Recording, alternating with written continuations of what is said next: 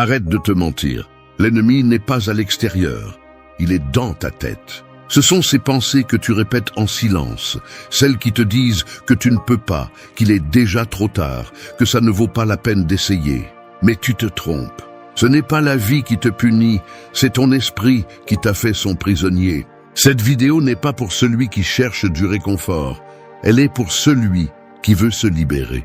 Pour le combattant silencieux qui en a marre de se battre avec son propre dialogue intérieur, qui sourit à l'extérieur, tandis qu'à l'intérieur, il essaie de ne pas s'effondrer. Si c'est toi, tu as besoin d'entendre ceci avec une brutalité honnête. Tu ne vas pas détruire tes pensées négatives en fuyant, mais en les affrontant avec le même calme qu'un guerrier aiguise son épée. La philosophie stoïcienne ne consiste pas à feindre la force, mais à la construire de l'intérieur. Elle t'apprendra à observer ce que tu penses, sans t'identifier à cela, à accepter ce que tu ne peux pas changer, à maîtriser tes émotions et à retrouver ton pouvoir, là où il a toujours été, dans ton esprit. N'attends pas un discours doux. Ce que tu entendras, c'est de la discipline, de la conscience et une vérité qui fait mal, mais qui libère. Si tu es toujours là, c'est parce que tu es prêt à affronter ce qui t'a contrôlé pendant des années. Prépare-toi. Aujourd'hui, tu vas comprendre comment détruire la pensée négative à la racine. 1. Questionne tes pensées. Ton esprit peut être ton temple ou ta prison, et la différence réside en une seule chose, si tu crois tout ce que tu penses ou non. Les pensées négatives ont une capacité précise. Elles semblent être des vérités absolues, alors qu'en réalité, elles ne sont que des interprétations. Elles se déguisent en logique, mais naissent de la peur, de la comparaison ou de vieilles blessures qui respirent encore en toi. Le plus dangereux n'est pas qu'elles existent, mais que tu les prennes comme un ordre, comme si chaque pensée qui traverse ta tête était un commandement divin. Questionner tes pensées est l'acte le plus rebelle et libérateur que tu peux pratiquer.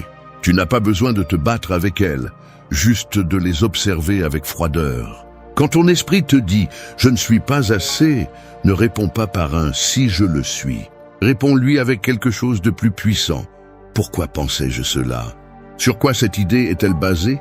Ce que tu découvriras, c'est que la plupart de ces conclusions ne sont pas nées de toi, mais de ce que quelqu'un t'a fait croire, d'une erreur que tu as transformée en identité ou d'une comparaison injuste avec d'autres. Les stoïciens le savaient bien.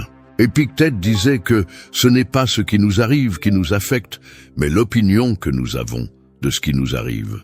Ton esprit peut fabriquer des enfers ou des paradis avec le même matériel, tes interprétations. Si tu ne les remets pas en question, tu finis esclave de tes pensées. Mais si tu apprends à les interroger, elles s'affaiblissent, perdent leur forme et te rendent le contrôle. La prochaine fois que cette pensée qui te fait couler apparaît, ne la réprime pas, ne la suis pas, regarde-la comme si elle n'était pas à toi. Demande-toi, est-ce vrai ou est-ce juste une histoire? La pensée négative a besoin que tu y crois aveuglément pour survivre.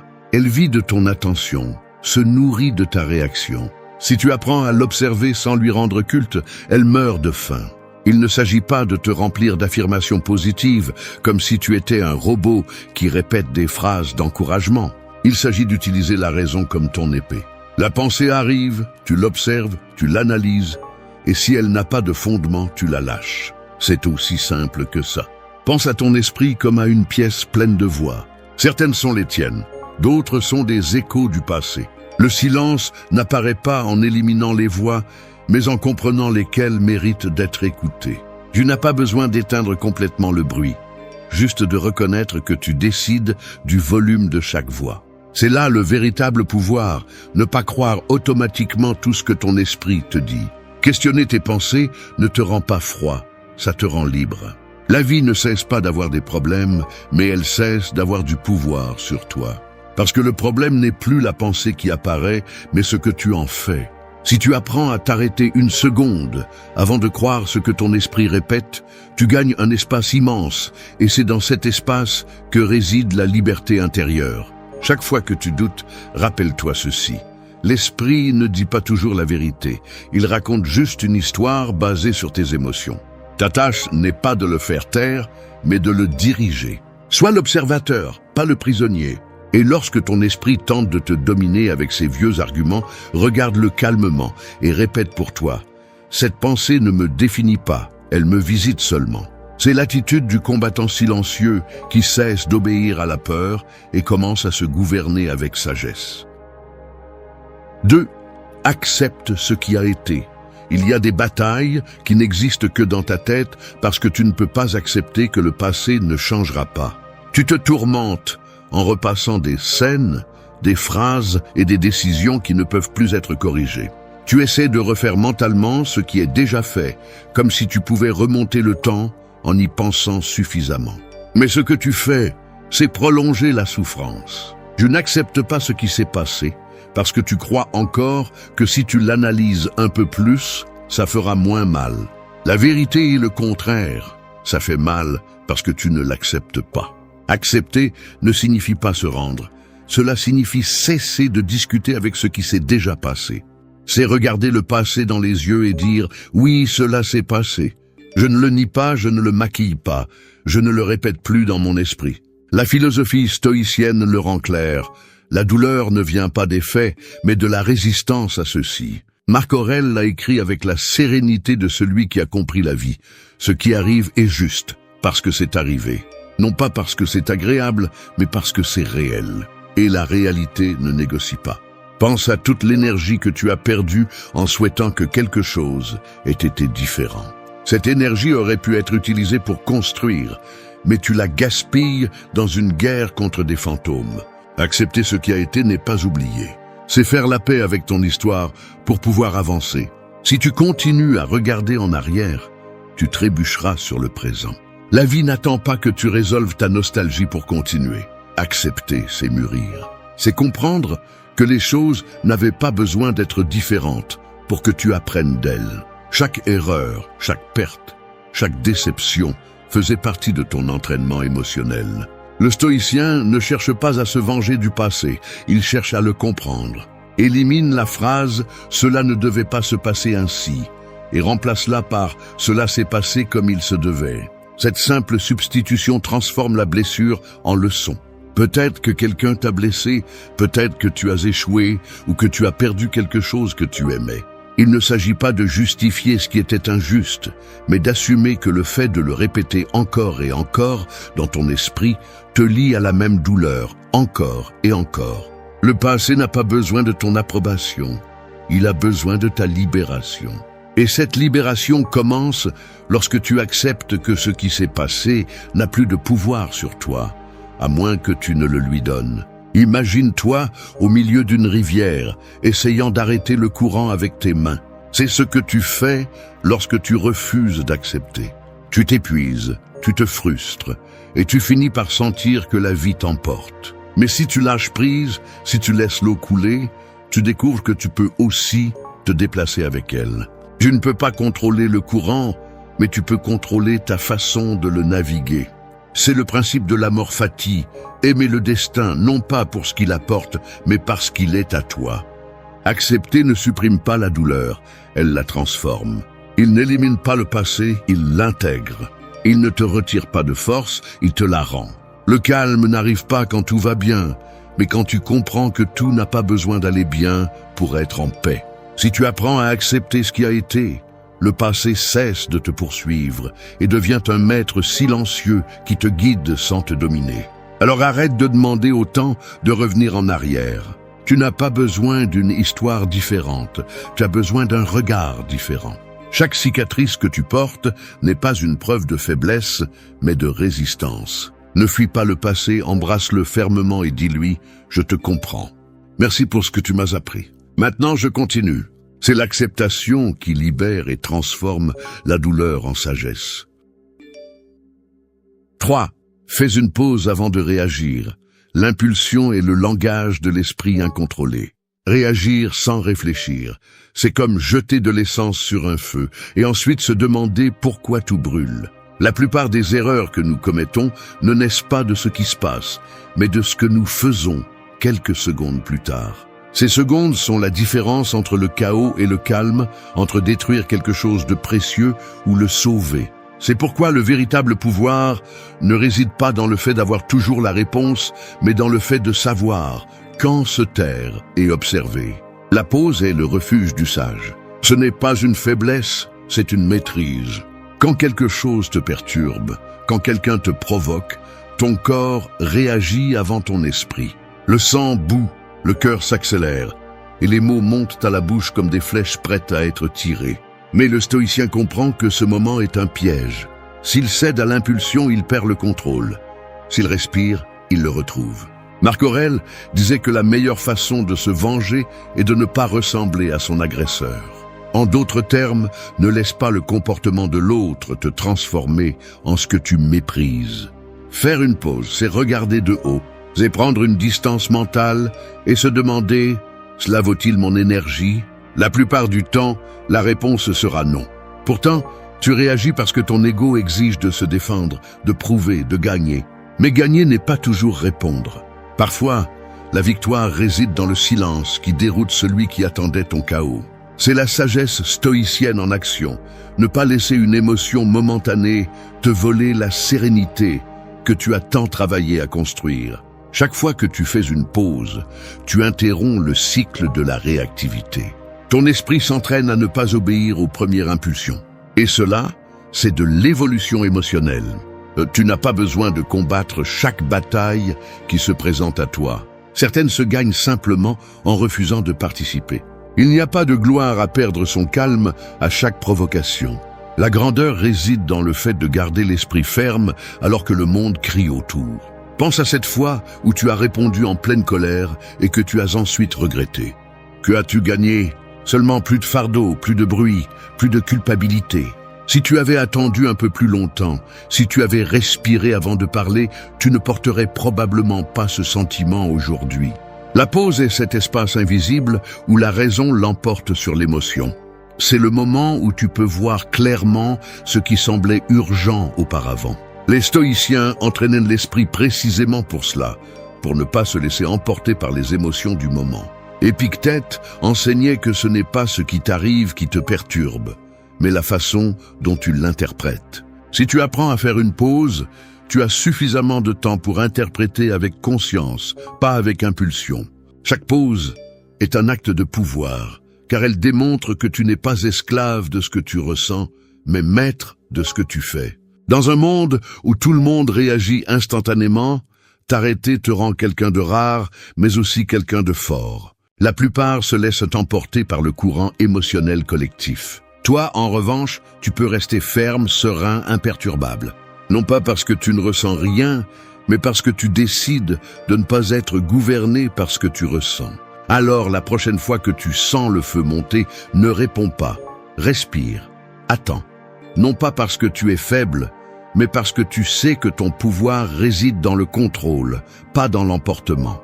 La pause n'est pas de la lâcheté, c'est de la sagesse appliquée. C'est le rappel que tu choisis comment l'histoire se termine, pas ton impulsion. Celui qui maîtrise sa pause, maîtrise sa vie. 4. Brise l'histoire mentale. Chaque personne traîne une histoire qu'elle répète en silence. C'est ce récit qui commence par « J'ai toujours de la malchance »,« Personne ne me valorise, tout va mal pour moi ». Cela sonne comme une vérité, mais en réalité c'est une cage. C'est le récit que ton esprit a créé pour expliquer la douleur, mais qui avec le temps est devenu ton identité. Tu le répètes tellement que tu ne sais plus si tu le dis ou si tu le vis. Et le plus dangereux de tout, c'est que tu finis par agir selon cette histoire, même lorsque la réalité te donne des preuves du contraire. Briser l'histoire mentale est le premier pas pour libérer ton présent. Parce que tant que tu continues à interpréter chaque situation avec le même scénario interne, tu obtiendras le même résultat. Peu importe combien tu changes l'environnement ou les personnes. Si le récit dans ta tête reste le même, la vie ne bougera pas d'1 centimètre. Les stoïciens l'ont bien compris. L'esprit crée la souffrance lorsqu'il interprète la réalité depuis le passé. La pensée négative ne vit pas du fait en soi, mais du sens que tu lui donnes. Si tu te dis que tout le monde te trahit, tu verras la trahison même là où elle n'existe pas. Si tu te répètes que tu n'es pas suffisant, tu filtreras chaque mot et chaque geste pour confirmer cette idée. Ce n'est pas que le monde te punit, c'est que ton esprit cherche des preuves pour maintenir son histoire en vie. C'est pourquoi tu dois briser le récit avant que le récit ne te dévore. Fais une pause et demande-toi, quelle est l'histoire que je répète le plus dans mon esprit? Écris-la si tu peux. Peut-être, dit-elle, je suis celui qui échoue toujours, personne ne me comprend, ou je ne serai jamais heureux. Maintenant, regarde-la froidement. Que se passerait-il si tu la laisses mourir? Ne la corrige pas, détruis-la. Tu n'as pas besoin de la remplacer par des phrases vides de motivation. Tu as besoin de silence. Parce que dans ce silence, un espace s'ouvre pour une nouvelle version de toi, une qui n'est pas définie par les blessures, mais par les leçons. Briser l'histoire mentale nécessite du courage. Cela te force à arrêter de justifier tes limites. Cela te dénude. Cela te montre que la douleur n'est pas ton ennemi, mais ton miroir. Que tu n'es pas le résultat de ce qui t'est arrivé, mais de ce que tu décides d'en faire. Le stoïcien ne se demande pas pourquoi moi. Il se demande qu'est-ce que je peux apprendre de cela. Ce changement de question détruit le scénario de la victimisation et ouvre la voie vers la liberté intérieure. Chaque fois que tu t'entends répéter la même histoire, interromps-toi. Ne la termine pas. Ne lui donne pas le plaisir de se compléter. Coupe la phrase nette. Fais-le encore et encore. L'esprit est comme un acteur qui a besoin de son scénario pour agir. Si tu le lui enlèves, il ne sait pas quoi faire. Et c'est là que commence la transformation. Rappelle-toi, tu ne peux pas avoir une nouvelle vie si tu continues à te raconter la même vieille histoire. Personne ne change en répétant les mêmes phrases qui le détruisent. La vie ne te punit pas, elle te reflète. Et tant que l'histoire que tu te racontes est remplie de culpabilité, de ressentiment ou de peur, c'est ce que tu verras reflété dans tout ce que tu touches. Briser l'histoire mentale, c'est rompre avec la version de toi qui a survécu, mais qui ne te représente plus. Tu n'as pas besoin de continuer à justifier ta tristesse avec de vieux arguments. Tu n'es pas ton passé. Tu n'es pas l'écho de ce que quelqu'un t'a fait. Tu es celui qui a le pouvoir de réécrire ce qui suit. Alors fais-le. Brise l'histoire, démonte les phrases qui t'emprisonnent et commence à construire une nouvelle vérité, une où tu n'es pas celui qui souffre, mais celui qui se réveille. 5. Protège ton environnement.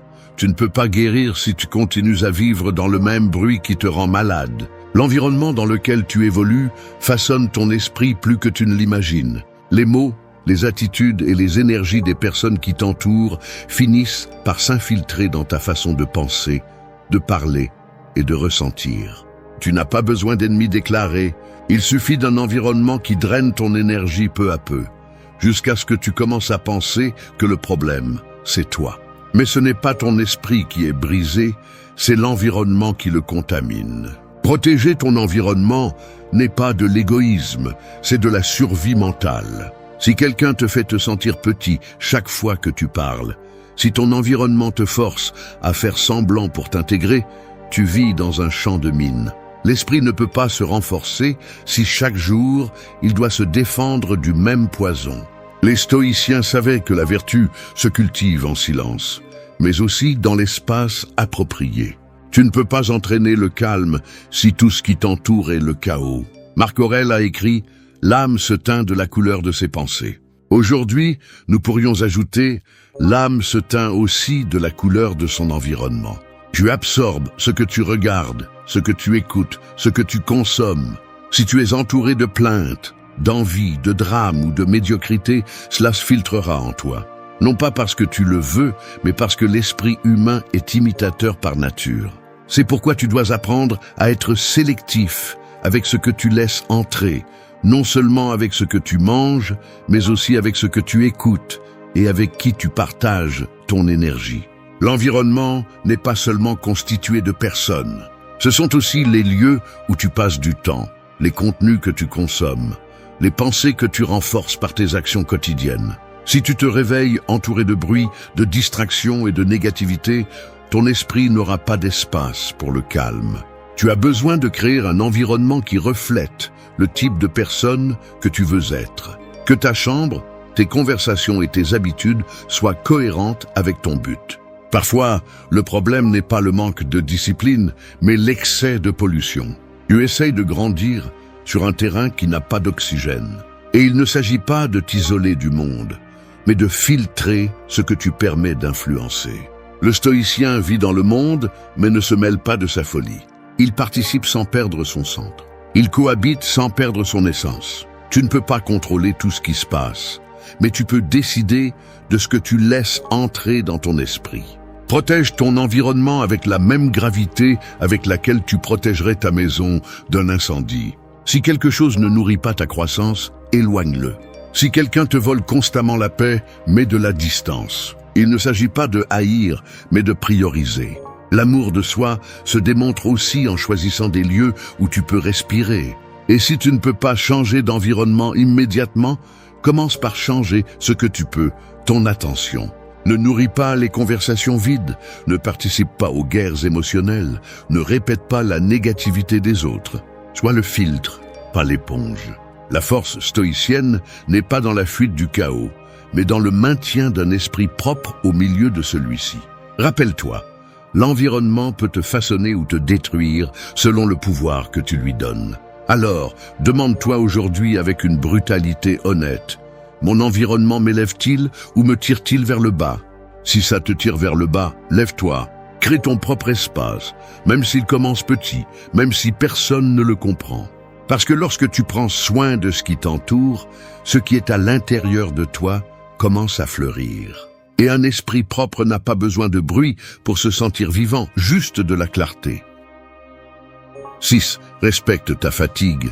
Le corps crie ce que l'esprit refuse d'accepter. Cet épuisement que tu ressens n'est pas toujours physique, il est émotionnel, mental, existentiel. Tu as passé tant de temps à tout supporter que tu ne distingues plus entre être fort et être épuisé. La société te pousse à continuer, à performer, à prouver que tu peux tout faire, mais personne ne t'apprend à t'arrêter sans te sentir coupable. La fatigue n'est pas une faiblesse, c'est un signal. C'est la façon dont ton âme te demande une trêve avant de s'effondrer. Les stoïciens ne confondaient pas le repos avec la paresse. Ils savaient que le corps et l'esprit sont alliés et que ignorer l'usure, c'est saboter ta propre force. Marc Aurèle, même en tant qu'empereur, a écrit qu'il y avait des jours où l'âme avait besoin de se retirer en elle-même. Non pas pour fuir, mais pour se recomposer. Parce que sans équilibre, la discipline devient punition. Et sans repos, l'esprit perd sa clarté. Respecte ta fatigue comme tu respecterais le silence de la nuit. Ne la juge pas, ne la dissimule pas avec une productivité vide. Apprends à dire « Aujourd'hui j'ai besoin de m'arrêter ». Non pas parce que tu abandonnes, mais parce que tu sais que la croissance se produit aussi dans la pause. Si tu pousses au-delà de la limite chaque jour, la seule chose que tu renforceras sera ton épuisement. Tu ne peux pas guérir si tu te traites comme un ennemi. La pensée négative se nourrit de l'épuisement. Un esprit fatigué voit des menaces là où il n'y a que des défis. Il se noie dans des pensées qu'il saurait gérer à un autre moment. Le repos n'est pas un luxe, c'est une stratégie mentale. C'est le redémarrage qui te rend la perspective. Quand tu dors bien, quand tu respires, quand tu te déconnectes du bruit, les émotions reviennent à leur taille réelle. Ce qui hier semblait un abîme, aujourd'hui n'est qu'un caillou sur le chemin. Respecte tes limites, parce que personne d'autre ne le fera pour toi. Si tu continues à attendre que les autres te donnent la permission de te reposer, tu finiras par te vider. Personne ne peut vivre clairement s'il vit en mode survie tout le temps. L'esprit ne peut pas lutter contre la pensée négative lorsqu'il est saturé. Il a besoin d'espace, de silence, de temps. Ce n'est pas de la paresse, c'est de la sagesse. Les stoïciens enseignaient à vivre avec modération, non seulement dans les plaisirs, mais aussi dans l'effort. Sénèque avertissait que même la vertu, si elle est poussée à l'extrême, devient un vice. Travailler sans arrêt, se pousser sans mesure, se punir pour ne pas en faire plus. Tout cela est aussi de la vanité déguisée en discipline. Apprends à te reposer sans te sentir coupable. Le repos ne t'éloigne pas de tes objectifs. Il te prépare à les atteindre avec clarté et but. Le vrai guerrier n'est pas celui qui ne s'arrête jamais, mais celui qui sait quand le faire. Celui qui respecte sa fatigue fait preuve d'intelligence émotionnelle, parce qu'il comprend qu'il ne peut pas donner le meilleur de lui-même à partir de l'épuisement. Alors, Quand tu sens que tout te pèse, ne te brise pas pour continuer à avancer. Arrête-toi, respire, reviens à toi. Le calme n'est pas une perte de temps. C'est la racine d'où ta force renaît. Ton esprit n'a pas besoin de plus de pression, il a besoin de compassion. Respecte-toi assez pour ne pas te pousser quand ton âme demande du repos. Cette pause ne t'affaiblit pas, elle te reconstruit. Et quand tu reviendras, tu seras plus centré, plus sage, plus fort. Parce que seul celui qui sait se reposer sait comment reprendre le combat avec clarté. 7. Pratique la gratitude. Il y a des jours où ton esprit ne voit que ce qui manque, ce qui fait mal, ce qui n'a pas tourné comme tu l'espérais. La négativité s'installe comme une ombre silencieuse qui transforme chaque bonne chose en quelque chose d'invisible. Tu te lèves et sans t'en rendre compte, tu comptes déjà ce que tu n'as pas. Mais la gratitude est la façon la plus pratique et puissante de briser ce cycle. Il ne s'agit pas d'un optimisme naïf, mais d'une stratégie mentale pour rééduquer le regard. L'esprit qui est reconnaissant ne nie pas la douleur, il l'équilibre. Pratiquer la gratitude, ce n'est pas fermer les yeux sur la réalité, c'est les ouvrir à nouveau. C'est comprendre que même au milieu du chaos, il y a quelque chose qui reste debout, quelque chose qui te soutient, même si tout semble s'effondrer. Les stoïciens voyaient dans la gratitude une forme de sagesse. Sénèque disait que celui qui ne remercie pas ce qu'il a ne saura pas non plus profiter de ce qu'il désire. Parce que l'esprit qui se concentre uniquement sur le manque ne se repose jamais, il court toujours après quelque chose qu'il croit avoir besoin pour se sentir comblé. Quand tu pratiques la gratitude, tu ne dis pas que tout va bien, tu reconnais que tout ne va pas mal. C'est regarder la même scène sous un autre angle. La plupart des gens sont pris au piège dans une mentalité de manque, se comparant, se plaignant, désirant ce que les autres ont. Mais cette habitude t'éloigne du présent et t'enferme dans une insatisfaction constante. La gratitude, en revanche, te ramène au présent. Elle te rappelle que, même si tu n'as pas tout ce que tu veux, tu as déjà plus que ce dont tu as rêvé un jour. Pense à ceci. Combien de fois as-tu traversé des périodes difficiles qui te semblent lointaines aujourd'hui, et pourtant, tu en es sorti? Combien de choses que tu considères aujourd'hui comme normales étaient ton objectif il y a quelques années? L'esprit s'habitue rapidement au bien et oublie de le reconnaître. C'est pourquoi la gratitude doit être une pratique, pas une émotion passagère. Elle doit être exercée chaque jour, comme un muscle invisible qui renforce ta perspective. Les stoïciens enseignaient que la gratitude s'étend aussi à la douleur. Non pas parce qu'elle est agréable, mais parce qu'elle enseigne. La souffrance te montre tes limites, ta résistance et ta capacité à t'adapter. Si tu apprends à remercier même les épreuves, rien ne pourra te détruire complètement. Remercier ne signifie pas apprécier la douleur, cela signifie reconnaître son rôle dans ta croissance. C'est transformer le pourquoi moi en qu'est-ce que cela me montre. Pratiquer la gratitude implique aussi de remercier ce qui n'est pas arrivé, ce qui aurait pu être pire et ne l'a pas été, les pertes qui t'ont évité des chemins erronés, les déceptions qui t'ont obligé à mûrir. Quand tu changes la question de « pourquoi cela m'arrive-t-il » à « pourquoi cela m'arrive-t-il » ton esprit s'élargit. La pensée négative se désarme parce qu'elle n'a plus de quoi se nourrir. Fais de la gratitude un rituel silencieux. Tu n'as pas besoin de le dire à haute voix, il suffit de le ressentir avec honnêteté. Chaque matin, avant de penser à ce qui manque, reconnais 3 choses qui vont bien. Cela peut être quelque chose d'aussi simple que ta respiration, ta santé ou l'opportunité de recommencer. La gratitude ne change pas la réalité extérieure, elle change ta relation avec elle. Et c'est suffisant pour que tout commence à paraître différent. Un esprit reconnaissant ne s'enfonce pas facilement, parce qu'il trouve toujours quelque chose sur quoi s'appuyer. La gratitude t'ancre au présent, te renforce face à l'adversité et te rappelle que la vie, même avec ses coups, reste un privilège. Pratique-la tous les jours, surtout quand tu en as le moins envie. Parce que dans les jours sombres, la gratitude n'est pas un joli mot, c'est ton refuge. 8. Tu n'es pas ta douleur. La douleur est une partie inévitable de la vie, mais la souffrance constante est un choix inconscient.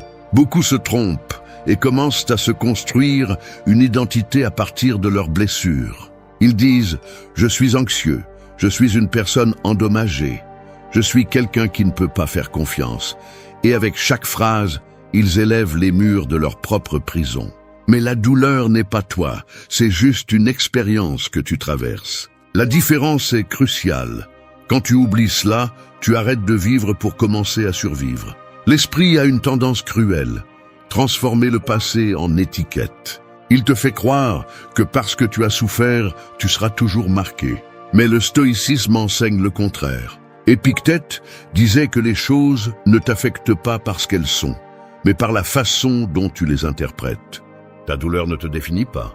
Ce que tu fais avec elle, oui.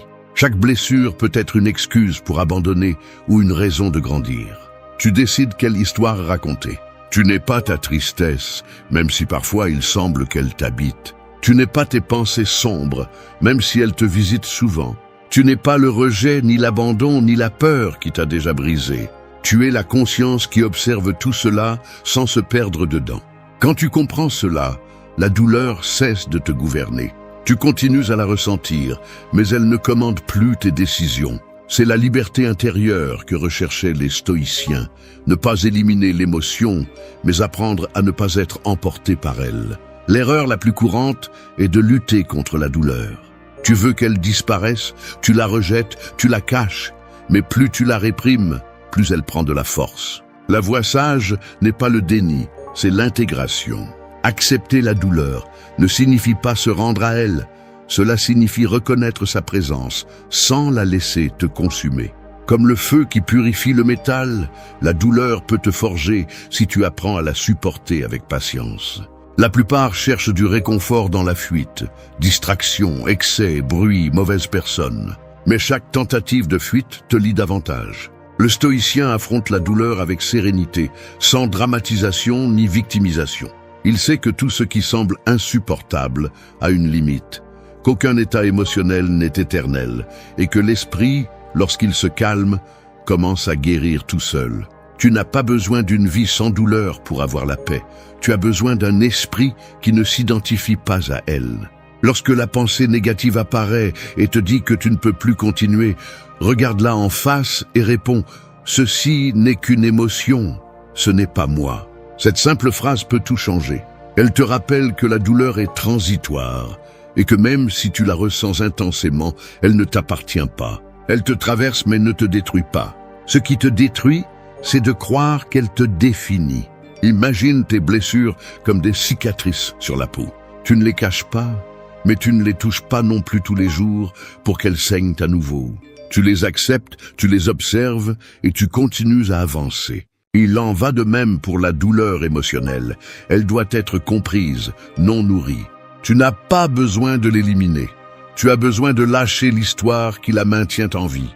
Tu n'es pas ta douleur, tu es la force qui lui résiste. Tu es le silence qui persiste même quand tout brûle.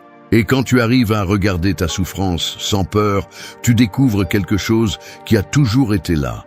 La paix n'arrive pas quand la douleur s'en va, mais quand elle ne te définit plus. C'est la victoire finale du combattant silencieux. Sentir sans se rendre, souffrir sans se briser et continuer à marcher la tête haute, sachant que rien d'extérieur n'a de pouvoir sur son esprit. 8. Tu n'es pas ta douleur. La douleur est une partie inévitable de la vie. Mais la souffrance constante est un choix inconscient. Beaucoup se trompent et commencent à se construire une identité à partir de leurs blessures. Ils disent « Je suis anxieux ». Je suis une personne endommagée. Je suis quelqu'un qui ne peut pas faire confiance. Et avec chaque phrase, ils élèvent les murs de leur propre prison. Mais la douleur n'est pas toi, c'est juste une expérience que tu traverses. La différence est cruciale. Quand tu oublies cela, tu arrêtes de vivre pour commencer à survivre. L'esprit a une tendance cruelle, transformer le passé en étiquette. Il te fait croire que parce que tu as souffert, tu seras toujours marqué. Mais le stoïcisme enseigne le contraire. Épictète disait que les choses ne t'affectent pas parce qu'elles sont, mais par la façon dont tu les interprètes. Ta douleur ne te définit pas. Ce que tu fais avec elle, oui. Chaque blessure peut être une excuse pour abandonner ou une raison de grandir. Tu décides quelle histoire raconter. Tu n'es pas ta tristesse, même si parfois il semble qu'elle t'habite. Tu n'es pas tes pensées sombres, même si elles te visitent souvent. Tu n'es pas le rejet, ni l'abandon, ni la peur qui t'a déjà brisé. Tu es la conscience qui observe tout cela sans se perdre dedans. Quand tu comprends cela, la douleur cesse de te gouverner. Tu continues à la ressentir, mais elle ne commande plus tes décisions. C'est la liberté intérieure que recherchaient les stoïciens. Ne pas éliminer l'émotion, mais apprendre à ne pas être emporté par elle. L'erreur la plus courante est de lutter contre la douleur. Tu veux qu'elle disparaisse, tu la rejettes, tu la caches, mais plus tu la réprimes, plus elle prend de la force. La voie sage n'est pas le déni, c'est l'intégration. Accepter la douleur ne signifie pas se rendre à elle, cela signifie reconnaître sa présence sans la laisser te consumer. Comme le feu qui purifie le métal, la douleur peut te forger si tu apprends à la supporter avec patience. La plupart cherchent du réconfort dans la fuite, distraction, excès, bruit, mauvaise personne. Mais chaque tentative de fuite te lie davantage. Le stoïcien affronte la douleur avec sérénité, sans dramatisation ni victimisation. Il sait que tout ce qui semble insupportable a une limite, qu'aucun état émotionnel n'est éternel, et que l'esprit, lorsqu'il se calme, commence à guérir tout seul. Tu n'as pas besoin d'une vie sans douleur pour avoir la paix. Tu as besoin d'un esprit qui ne s'identifie pas à elle. Lorsque la pensée négative apparaît et te dit que tu ne peux plus continuer, regarde-la en face et réponds « Ceci n'est qu'une émotion, ce n'est pas moi ». Cette simple phrase peut tout changer. Elle te rappelle que la douleur est transitoire et que même si tu la ressens intensément, elle ne t'appartient pas. Elle te traverse mais ne te détruit pas. Ce qui te détruit, c'est de croire qu'elle te définit. Imagine tes blessures comme des cicatrices sur la peau. Tu ne les caches pas, mais tu ne les touches pas non plus tous les jours pour qu'elles saignent à nouveau. Tu les acceptes, tu les observes et tu continues à avancer. Il en va de même pour la douleur émotionnelle. Elle doit être comprise, non nourrie. Tu n'as pas besoin de l'éliminer. Tu as besoin de lâcher l'histoire qui la maintient en vie. Tu n'es pas ta douleur, tu es la force qui lui résiste. Tu es le silence qui persiste même quand tout brûle. Et quand tu arrives à regarder ta souffrance sans peur, tu découvres quelque chose qui a toujours été là. La paix n'arrive pas quand la douleur s'en va, mais quand elle ne te définit plus. C'est la victoire finale du combattant silencieux. Sentir sans se rendre, souffrir sans se briser et continuer à marcher la tête haute, sachant que rien d'extérieur n'a de pouvoir sur son esprit. La perdre n'était pas la fin, c'était le début de l'examen le plus réel que tu auras avec toi-même. Dans une rupture, l'erreur la plus courante est de croire que le pouvoir réside dans le fait de la récupérer, alors qu'en réalité, le véritable pouvoir réside dans le fait de te récupérer. Il ne s'agit pas de lui écrire, de la supplier ou d'essayer de prouver que tu vaux la peine. Il s'agit de laisser le silence, le calme et ton progrès parler pour toi. Pendant que tu te reconstruis, elle commence à se rappeler qui tu étais avant de devenir si disponible. Le stoïcisme ne t'apprend pas à cacher la douleur, mais à la maîtriser. Il te dit « Ressens, mais ne te prosterne pas devant ce que tu ressens ». C'est la clé. La plupart perdent le contrôle parce qu'ils confondent l'amour avec la dépendance. Ils veulent qu'elle revienne pour arrêter de souffrir, alors qu'en réalité, ils ont besoin de revenir à eux-mêmes. L'homme qui comprend cela ne cherche pas la revanche. Il cherche l'équilibre, le but et le respect de soi. Ce processus n'est ni une performance ni une stratégie pour impressionner. C'est une pure transformation.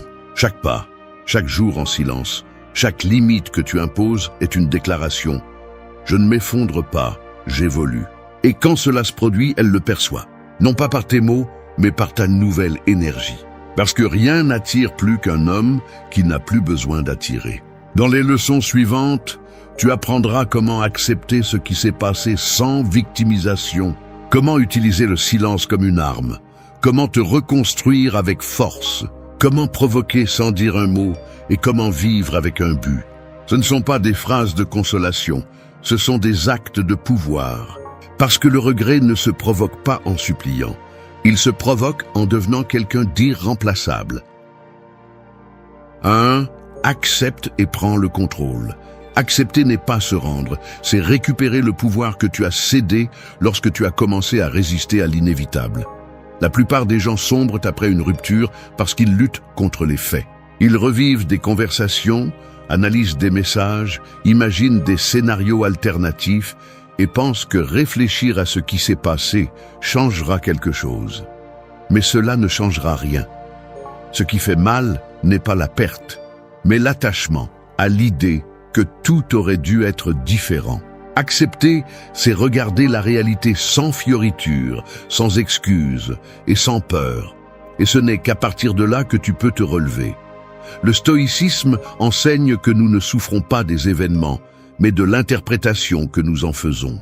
Ce n'est pas la rupture qui te détruit, mais le refus de l'accepter. Plus tu résistes, plus tu t'épuises. L'acceptation n'est ni froideur, ni résignation. C'est sagesse. C'est le moment exact où tu arrêtes de chercher des coupables. Tu arrêtes de justifier le départ et tu décides de diriger ton énergie vers toi-même. Parce que tant que tu continues à concentrer ton esprit sur ce que tu ne peux pas contrôler, tu continues à perdre du pouvoir. Et le pouvoir perdu se récupère avec la direction, pas avec la nostalgie. Accepter, c'est aussi arrêter de te faire victime. C'est assumer ta responsabilité dans l'histoire, sans te blâmer, mais sans t'évader. C'est comprendre que, même si elle a pris la décision finale, tu as aussi joué un rôle, et au lieu de te reprocher, tu choisis d'apprendre. Parce que tout ce qui t'arrive a une leçon, si tu es prêt à la voir sans ego. À ce moment-là, la vie cesse de sembler un châtiment et devient un entraînement. Lorsque tu acceptes, tu commences à prendre le contrôle. Et le contrôle ne signifie pas dominer l'autre, mais te dominer toi-même. C'est décider que la douleur ne dictera pas tes actions, que tu ne vas pas lui écrire sur un coup de tête, que tu ne vas pas vérifier ses réseaux sociaux, que tu ne vas pas chercher des signes là où il n'y en a plus. Le contrôle émotionnel se construit jour après jour, avec de petites décisions qui semblent insignifiantes, mais qui te rendent ton centre. Chaque fois que tu choisis le silence plutôt que la réaction, tu gagnes. Chaque fois que tu choisis d'avancer plutôt que de te lamenter, tu construis. Beaucoup confondent accepter avec oublier. Mais accepter ne supprime pas, transforme. Le souvenir reste, mais il ne fait plus aussi mal. Parce que tu ne le regardes plus avec le besoin de comprendre, mais avec la maturité de celui qui sait que cela faisait partie de sa croissance. Tu arrêtes de te demander pourquoi et tu commences à penser pourquoi. Et ce simple changement de perspective transforme la perte en but. Le contrôle se manifeste lorsque tu réussis à rester calme, alors que ton esprit crie que tu agisses. Lorsque tu choisis de respirer avant de réagir, de travailler avant de réclamer, de construire avant d'insister. Cette sérénité est ta nouvelle forme de pouvoir. Tu ne fais pas semblant d'être indifférent, tu démontres ta maîtrise. Et quand tu y arrives, tout change. Parce que l'homme qui n'a plus besoin de contrôler l'autre, contrôle son destin. Accepter et prendre le contrôle n'est pas une stratégie pour qu'elle revienne. C'est une stratégie pour que tu reviennes à toi. Parce que si un jour elle revient, elle ne doit pas retrouver le même homme blessé, mais quelqu'un de transformé. Un homme qui a compris que perdre quelqu'un n'est pas une tragédie, mais se perdre soi-même l'est. Accepter est la première étape, la plus difficile et la plus libératrice. C'est dire, oui, ça m'a fait mal, mais je suis toujours debout. Et à ce moment-là, le pouvoir revient entre tes mains, parce que celui qui s'accepte se domine, et celui qui se domine a déjà gagné. 2. Fais de ton silence ta force. Le silence est le coup le plus sous-estimé après une rupture. La plupart ne le supportent pas. Ils ont besoin de parler, de s'expliquer, de se défendre, de justifier ce qu'ils ont fait ou ce qu'ils ressentent. Mais le silence n'est pas une faiblesse, c'est une maîtrise. C'est l'espace où l'autre commence à entendre ce que tes mots ne disent plus. C'est la distance émotionnelle qui transforme l'absence en présence. Quand tu te tais avec intention, l'écho de ton silence pèse plus lourd que n'importe quel discours. Après une séparation, chaque impulsion te pousse à réagir, écrire, demander, provoquer une réponse. Mais chaque message envoyé dans le désespoir confirme à l'autre personne qu'elle a encore du pouvoir sur toi. En revanche, lorsque tu décides de te taire, Tu ne fais pas seulement cesser le flux d'énergie vers l'extérieur, tu le diriges vers l'intérieur. C'est là que commence la transformation. Le silence n'est pas une question d'ignorance, mais de récupération de l'autorité émotionnelle. C'est te regarder dans le miroir et te dire « je n'ai plus besoin de m'expliquer ». Le silence met mal à l'aise, parce qu'il oblige l'autre partie à affronter le vide que tu as laissé. Elle attendait tes réactions, tes tentatives de reconnexion, tes promesses. Quand elles n'arrivent pas, quelque chose change. La curiosité commence, puis le doute, puis le regret. Parce que le silence authentique n'est pas de l'indifférence, c'est un signe d'évolution. Tu ne punis pas, tu démontres ton autocontrôle. Tu communiques sans mots que tu ne dépends plus de son attention. Les stoïciens enseignaient que le pouvoir ne réside pas dans le contrôle de l'autre, mais dans le contrôle de soi. Se taire, quand on pourrait parler, est un signe de force. L'homme émotionnellement faible cherche à être compris. Le fort choisit d'être incompris si cela préserve sa paix. Lorsque tu maîtrises le silence, tu commences à maîtriser la perception.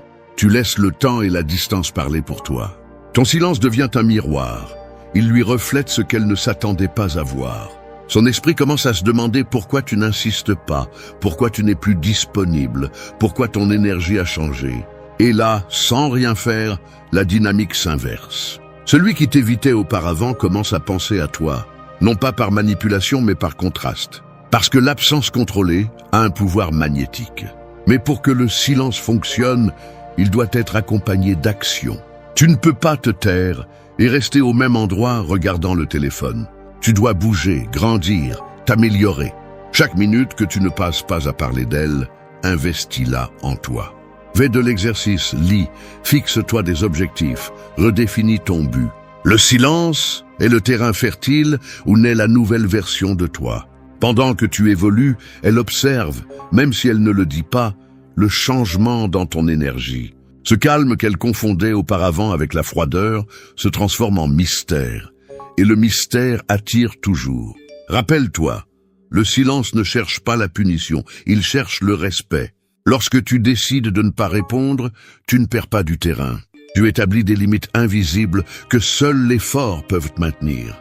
Dans un monde où tout le monde crie sa douleur, l'homme qui se tait et se concentre sur sa croissance se distingue. Parce qu'il n'y a rien de plus frappant que de voir quelqu'un qui a souffert, mais qui ne s'est pas brisé. Alors garde tes mots pour ceux qui les méritent vraiment. Que ton silence soit ton message, ton amélioration ta réponse, et ton calme ta vengeance. Parce que lorsqu'un homme parvient à maîtriser son impulsion de parler, d'expliquer et de poursuivre, il ne cesse pas seulement d'être l'esclave du passé, mais il devient le souvenir qu'elle ne peut pas oublier. Le silence n'est pas vide, c'est du pouvoir concentré. Et lorsque tu apprends à l'utiliser, personne n'a plus de pouvoir sur toi. 3. Reconstruis-toi sans regarder en arrière. Après une rupture, la plus grande erreur est de vivre en regardant dans le rétroviseur, en essayant de comprendre ce qui a mal tourné, ce que tu aurais pu faire différemment ou quand elle reviendra. Ce regard constant vers le passé te vole le présent, te draine ton énergie et te lie à quelque chose qui n'existe plus.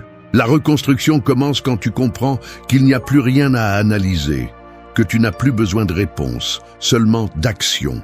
Tu n'es pas un morceau cassé en attente d'être réparé par quelqu'un d'autre.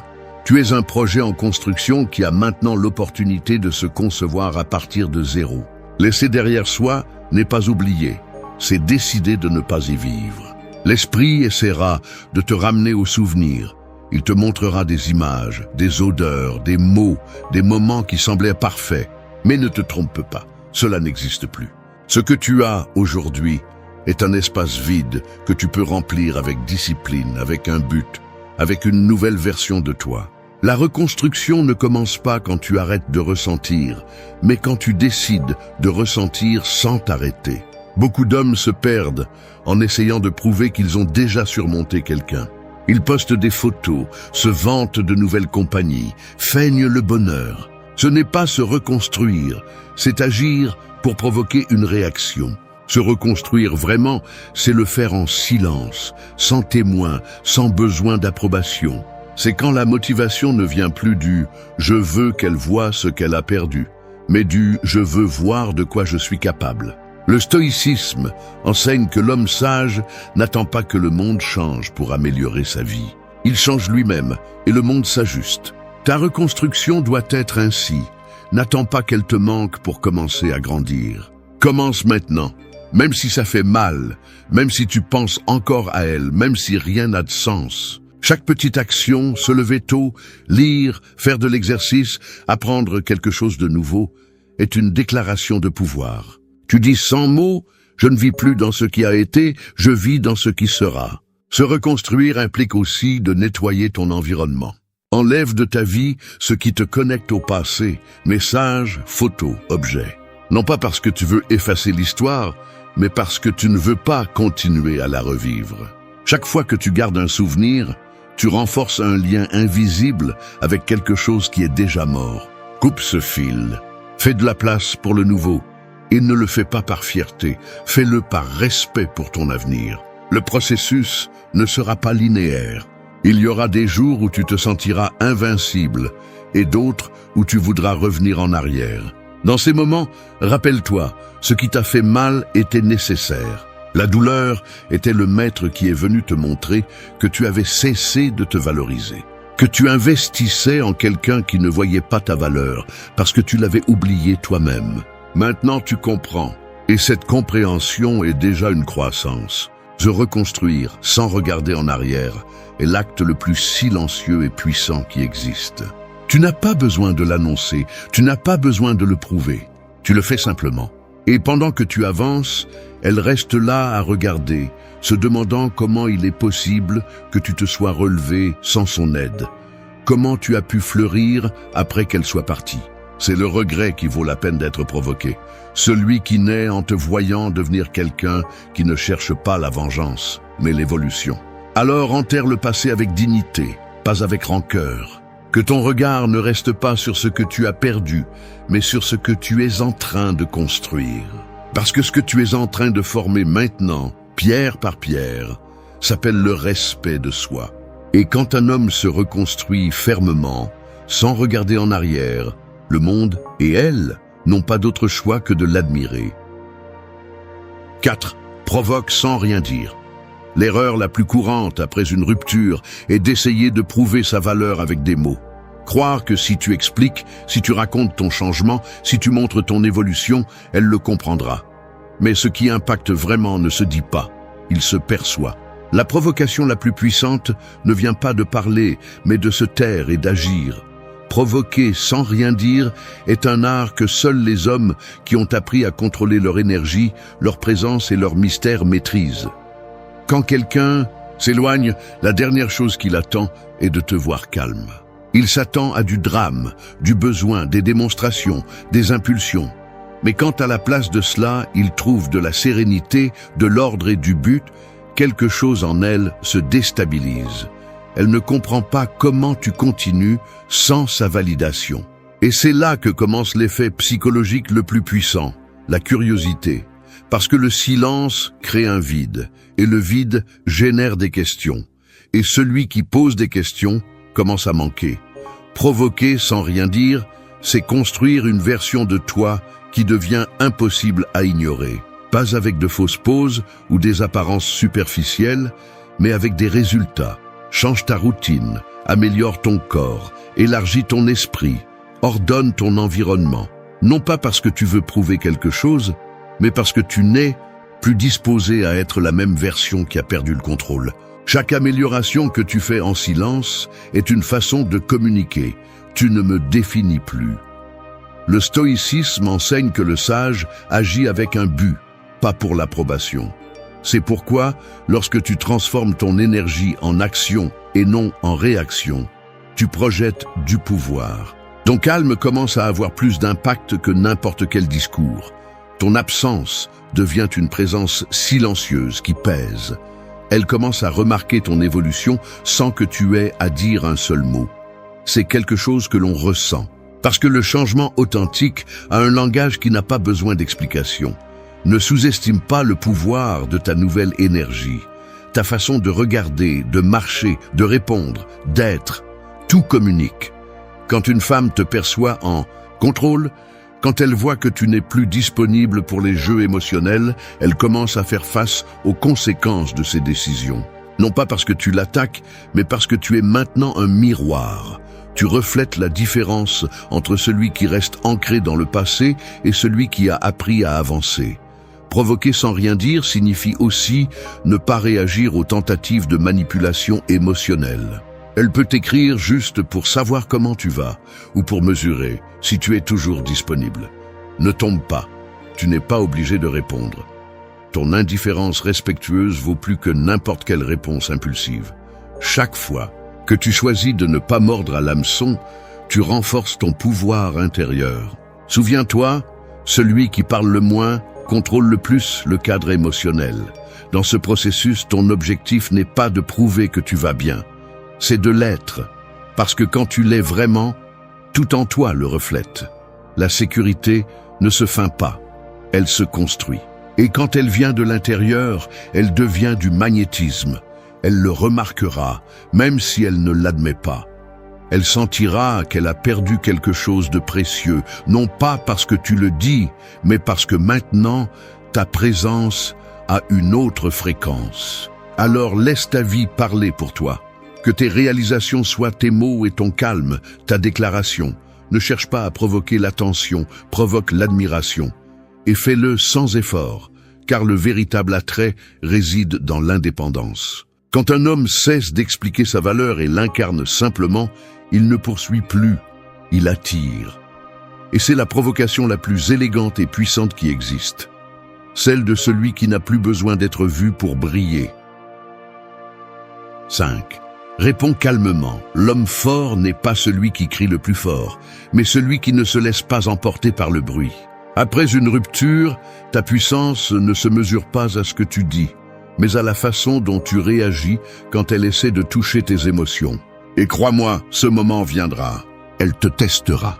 Elle enverra un message décontracté, une phrase déguisée en inquiétude ou un silence calculé pour voir si tu es toujours sous son contrôle. C'est là que la plupart échouent, mais pas le stoïcien. Le stoïcien observe, respire et répond calmement. Parce qu'il comprend que celui qui maîtrise sa réaction, maîtrise la situation. L'envie de répondre avec émotion est naturelle, mais c'est aussi le piège le plus dangereux. Quand tu réagis à partir de la blessure, tu abandonnes ton pouvoir. C'est comme si tu disais « tu peux encore m'affecter ». En revanche, quand tu réponds avec sérénité, tu envoies un message beaucoup plus puissant. Tu ne dépends plus de moi pour savoir qui je suis. Et cela psychologiquement déstabilise n'importe qui, parce que le contrôle qui était exercé sur toi disparaît. Le calme, dans ce contexte, n'est pas une faiblesse. C'est de l'autorité émotionnelle. Réponds calmement même quand tu sens le feu dans ta poitrine. Si elle te cherche, ne te précipite pas pour répondre. Si elle te provoque, ne mords pas à l'hameçon. Si elle t'accuse, ne te défends pas. Le silence ou une réponse brève, ferme et sans émotion sont tes meilleures armes. Tu n'as pas besoin de prouver que tu as raison. Tu as besoin de prouver que tu as le contrôle. Et le contrôle ne se négocie pas, il s'exerce. Chaque fois que tu choisis de rester serein, tu envoies un signal que tu ne joues plus le même jeu. Les stoïciens disaient que la colère et l'impulsivité sont des chaînes qui asservissent l'âme.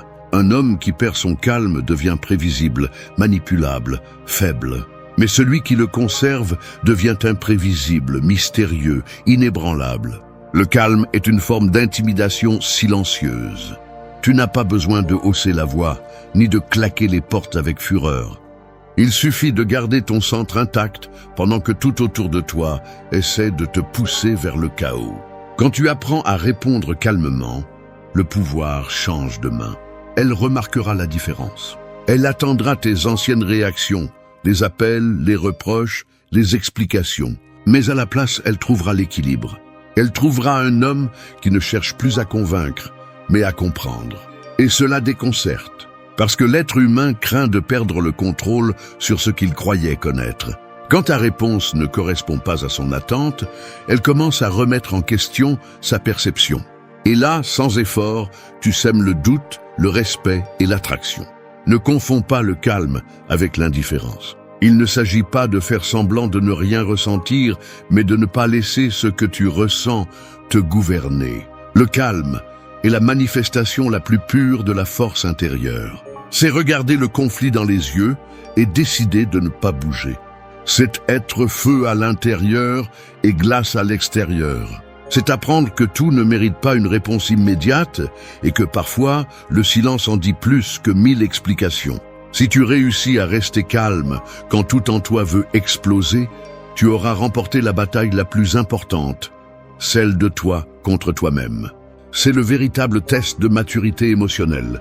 Parce que l'homme qui maîtrise sa réaction ne cherche plus la vengeance, il cherche le respect.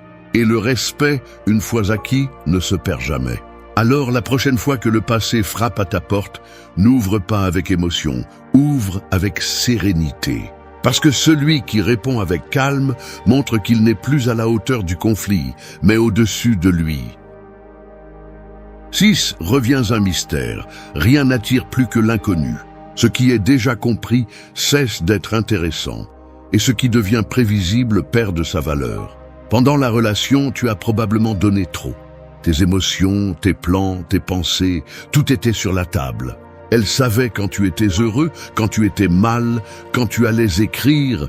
Il n'y avait pas de place pour le mystère. Et c'est là que le désir meurt. Si tu veux reprendre le pouvoir, tu dois redevenir imprévisible, non pas par manipulation, mais par révolution. Le mystère ne consiste pas à te cacher, mais à devenir plus complexe, plus profond, plus réservé avec ce que tu offrais facilement auparavant. L'homme qui devient mystère n'a pas à feindre la distance. Il la projette naturellement parce qu'il ne cherche plus à être compris. L'énergie que tu investissais autrefois pour démontrer l'amour se transforme maintenant en présence. Tu deviens quelqu'un que tout le monde ne peut pas lire. Et cela psychologiquement désarme, parce que l'être humain craint de perdre l'accès à ce qu'il contrôlait autrefois. Le silence joue en ta faveur, mais le changement le renforce. Change tes routines, ta façon de parler, ta façon de t'habiller, ton environnement. Ne le fais pas pour l'impressionner, fais-le parce que tu as grandi. Quand quelqu'un qui pensait te connaître commence à remarquer une vraie différence, l'esprit se remplit de questions. Que fait-il? Pourquoi a-t-il l'air différent? Qui est à ses côtés? Cette curiosité est le début du regret. Non pas parce que tu la forces à le ressentir, mais parce que tu deviens soudainement un terrain qu'elle ne maîtrise plus. Les stoïciens savaient que le pouvoir réside dans le fait de ne pas tout révéler. Épictète disait que le sage garde son énergie, non par peur, mais par respect pour sa paix. Tu n'as pas à publier tes pas, ni à raconter tes progrès, ni à montrer chaque chose que tu fais. Le véritable mystère réside dans la discrétion. À une époque où tout le monde expose sa vie, l'homme qui choisit le silence et la réserve devient une exception. Et l'exceptionnel attire toujours l'attention. Devenir mystérieux ne signifie pas disparaître, mais être sélectif. Parle moins, observe plus. Ne cherche pas l'attention, laisse la curiosité te trouver. Prends soin de ce que tu partages. Prends soin de la façon dont tu réagis. Quand personne ne peut anticiper tes mouvements, tu reprends le contrôle de la narration. Tu cesses d'être le personnage prévisible dont tout le monde parle, et tu deviens l'homme que tout le monde veut déchiffrer. Ce changement n'est pas immédiat, il nécessite de la cohérence. Je ne peux pas être un mystère si tu es constamment préoccupé par ce qu'elle fait. Tu dois couper le besoin de savoir, de regarder ses réseaux, d'interpréter ses silences. L'inconnu doit aussi s'appliquer dans ton esprit. Arrête de l'étudier, commence à t'étudier, car le véritable énigme naît lorsque ton monde intérieur est plus intéressant que n'importe quelle histoire que tu as perdue.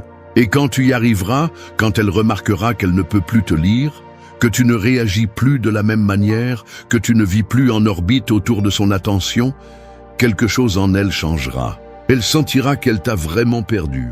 Et cette pensée, cette intrigue, sera ta meilleure alliée. Parce qu'il n'y a pas de plus grand pouvoir que de devenir quelqu'un que personne ne peut complètement déchiffrer. Un mystère ne se supplie pas, il se construit. Et quand tu deviens un, le monde commence à tourner à ton rythme. 7. Vis avec un but. Perdre une relation ne signifie pas perdre ton cap, mais beaucoup agissent comme si c'était le cas. Ils restent coincés, sans direction, espérant que le passé revienne pour leur donner un sens. C'est le plus grand piège émotionnel après une rupture. croire que ta valeur dépend de qui t'accompagne. Quand tu vis sans but, tu deviens facile à manipuler parce que n'importe quelle attention ressemble à un salut. Mais quand tu définis un but, tu reprends le contrôle. Parce que ton énergie cesse de tourner autour de quelqu'un d'autre et commence à se diriger vers quelque chose de plus grand. Le but est ce qui sépare l'homme ordinaire de l'homme inarrêtable. Ce n'est pas un objectif éphémère, mais une direction claire qui te donne de la force même lorsque la douleur serre. Si tu ne sais pas quel est ton but, commence par observer ce qui te fait te sentir vivant, ce qui te met au défi, ce qui exige ton amélioration. Peut-être que c'est ton travail, ton corps, ton esprit ou un objectif que tu as repoussé par peur ou par confort. Concentre-toi là-dessus, non pas pour te distraire de la douleur, mais pour la transformer en carburant. Quand elle verra que ta vie continue d'avancer, non pas par fierté, mais par détermination, quelque chose dans son esprit changera. Le regret ne vient pas des mots que tu dis, mais de la vie que tu montres. Un homme avec un but devient magnétique parce qu'il irradie la direction, la concentration et la paix intérieure. Il ne cherche pas la validation parce qu'il a déjà une mission. Et cela le rend attirant d'une manière qu'aucune apparence ne peut égaler. Les stoïciens enseignaient que tout ce qui se passe peut servir à ta croissance, si tu choisis de le voir ainsi. La rupture n'est pas une malédiction, c'est une purification. Elle t'a arraché la distraction, t'a rendu la solitude et t'a mis face au miroir. Maintenant, c'est à toi de construire quelque chose qui vaut la peine d'être regardé. L'autodiscipline que tu développes dans ce processus sera le fondement de ta nouvelle vie. Lève-toi tôt, travaille sur ton corps, apprends quelque chose chaque jour, élimine ce qui ne s'ajoute pas. Ton but n'a pas besoin d'impressionner qui que ce soit, il a juste besoin de te soutenir. Vivre avec un but signifie aussi arrêter de poursuivre ce qui ne t'appartient pas. Tu n'as pas besoin de récupérer celui qui est parti, tu as besoin de récupérer le respect que tu as perdu pour toi-même. Chaque action cohérente avec ton but reconstruit ton identité. Tu n'es plus l'homme qui supplie, mais celui qui choisit. Tu n'es plus celui qui demande de l'amour, mais celui qui suscite l'admiration. Cette transition est celle qui change toute la dynamique. Parce que lorsqu'un homme vit pour quelque chose de plus grand qu'une personne, il cesse d'être l'esclave de ses émotions. Et le curieux, c'est que quand tu arrives à ce point, elle le remarque. Elle remarque ta distance, ton focus, ton calme. Elle remarque que ton énergie ne tourne plus autour de son nom. Et là, le regret arrive tout seul. Non pas parce que tu le cherches, mais parce que la loi naturelle de l'attraction dit que celui qui se trouve lui-même suscite toujours de l'intérêt chez ceux qui l'ont perdu. Alors fais de ton but ta revanche. Que ton progrès soit ta réponse et ta vie, la preuve que rien ni personne ne peut t'arrêter. 8. Définis tes limites. Le pouvoir personnel s'effondre lorsque tu ne sais pas dire assez. Pendant la relation, tu as probablement trop cédé, ignoré des signaux, accepté des comportements qui t'épuisaient et tu t'es peu à peu effacé pour maintenir la paix. Mais le prix de l'absence de limite est toujours le même, la perte de respect d'abord envers toi-même puis envers les autres. Si tu veux reprendre le contrôle après une rupture, tu dois reconstruire tes limites, non pas comme des murs d'orgueil, mais comme des frontières de dignité. Fixer des limites n'est pas une vengeance, c'est une clarté. C'est comprendre que l'amour ne consiste pas à tout supporter, mais à te respecter même quand tu aimes. Quand quelqu'un franchit cette ligne et que tu le permets, tu lui apprends comment il peut te traiter. Le problème est que nous confondons souvent l'amour avec l'endurance. Nous pensons que comprendre, c'est céder et que être patient, c'est se taire. Mais le stoïcisme enseigne le contraire. Celui qui ne se respecte pas lui-même ne peut pas attendre de respect du monde. La tempérance ne signifie pas passivité. Elle signifie savoir quand agir, quand s'éloigner et quand garder le silence avec intention. Des limites sont la mesure de ta valeur. Si tu as du mal à dire non, c'est parce que tu ne sais pas encore ce que tu vaux. Le jour où tu comprendras que ton énergie, ton temps et ta paix sont sacrés, tu arrêteras de les donner à ceux qui ne les apprécient pas. Et paradoxalement, c'est à ce moment-là que tu retrouves du pouvoir. Parce que le respect ne se demande pas, il s'impose avec cohérence. Chaque fois que tu maintiens une limite, tu renforces ton estime de toi. Tu te dis à toi-même, je ne vais plus me trahir par peur de perdre quelqu'un. Après une rupture, il est vital de fixer des limites. Si elle revient vers toi, ne cours pas. Si elle te parle de manière ambiguë, ne tombe pas dans le jeu. Si elle essaie de renouer le lien sans engagement réel, aie la force de dire non. Non pas par rancune, mais parce que tu as déjà appris ce qui se passe quand tu te contentes de moins que ce que tu mérites. Un homme sans limite est un terrain facile à envahir. Un homme avec des limites est impossible à manipuler. Et quand cela se produit, le respect revient, même de la part de celui qui l'a perdu une fois. Les limites s'appliquent aussi à toi-même. Arrête de vérifier ses réseaux, de justifier son comportement, de nourrir le souvenir avec des pensées répétitives. Chaque fois que tu franchis ces limites mentales, tu recules. La discipline émotionnelle commence par fermer les portes internes qui te lient au passé. Si quelque chose te prive de ta paix, coupe l'accès. Tu n'as pas besoin de prouver quoi que ce soit en supprimant ou en bloquant. Tu as besoin de le faire pour ta tranquillité, pas par orgueil. Le pouvoir qui émane d'un homme qui se respecte est indéniable. Il ne cherche pas l'attention, il l'attire, il ne demande pas de validation, il l'impose par sa présence. Parce que celui qui fixe ses limites cesse d'être réactif et devient sélectif. Et cette énergie, cette assurance silencieuse, est ce qui génère du regret chez ceux qui te prenaient pour acquis. Quand elle verra qu'elle ne peut plus accéder à toi comme avant, que ses paroles ne te déstabilisent plus, elle comprendra qu'elle a perdu quelque chose de précieux. Un homme qui a appris à se respecter. Alors, montre clairement par tes actes où se termine l'accès à ton énergie. Tu n'as pas besoin de l'expliquer, juste de le vivre. Ta limite est ta frontière, ton bouclier, ta déclaration de pouvoir. Parce que quand quelqu'un ne peut plus te franchir facilement, il commence à te voir différemment. Et cette différence, ce nouveau respect, est ce qui marque la véritable fin du cycle. Celui qui fixe ses limites ne perd pas, il s'élève. Et quand tu t'élèves, personne ne te touche sans ta permission. La plupart des gens essaient d'organiser leur vie en changeant ce qui est à l'extérieur. Le travail, les gens, la ville, les horaires. Mais le chaos ne disparaît pas en changeant de lieu, car le désordre ne vit pas dans l'environnement, il vit à l'intérieur. Tu peux avoir l'agenda le plus structuré et te sentir encore perdu. Tu peux nettoyer ta maison 1000 fois et continuer à ressentir le désordre dans ton âme. Le véritable ordre commence lorsque tu arrêtes d'essayer de tout contrôler et que tu commences à t'écouter.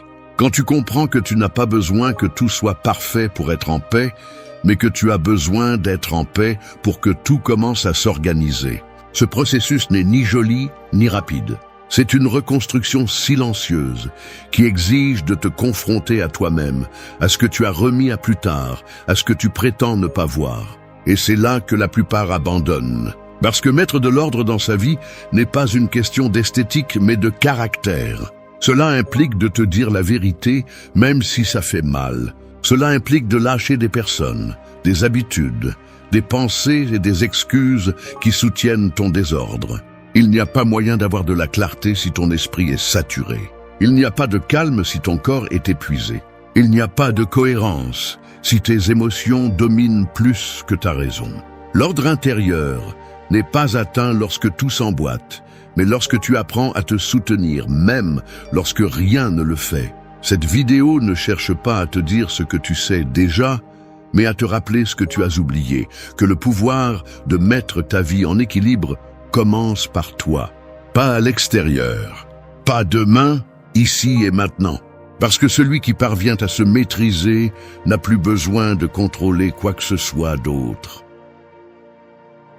1. Maîtrise ton attention. Ton attention est le champ de bataille où se décide ton destin. Tout ce que tu es, fais ou ressens dépend de la direction vers laquelle tu la diriges. Et si tu ne la contrôles pas, quelqu'un d'autre le fera pour toi. Aujourd'hui, nous vivons une guerre silencieuse pour ton attention. Notifications, distractions, comparaisons et stimuli qui te dérobent du présent. La plupart ne pensent plus, ils réagissent simplement. Ils courent, mais ne savent pas vers où. Ils parlent, mais ne s'écoutent pas.